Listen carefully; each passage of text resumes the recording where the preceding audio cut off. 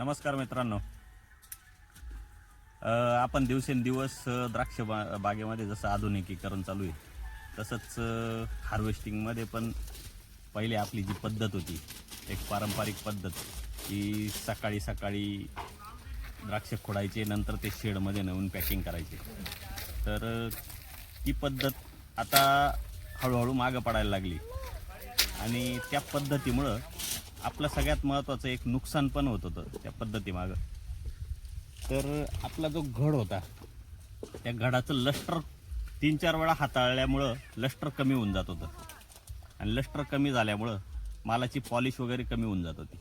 आणि सगळ्यात महत्त्वाचं 3-4 वेळा जेव्हा आपण घड हँडल करत होतो त्यावेळेस त्याचे मनी पडत होते आणि आपलं नुकसान होत होतं.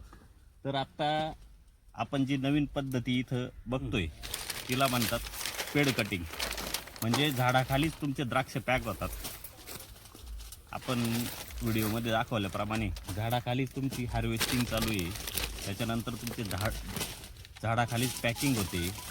त्याच्यामुळे तुमचं कोणतंही प्रकारचं नुकसान होत नाही, एकही मनी तुमचा कुठं वेस्टेज जात नाही. त्याच्यामुळं तुम्हाला भाव पण चांगला भेटतो आणि माल चांगला कमवल्याचा तुम्हाला आनंद पण असतो. तर धन्यवाद मित्रांनो.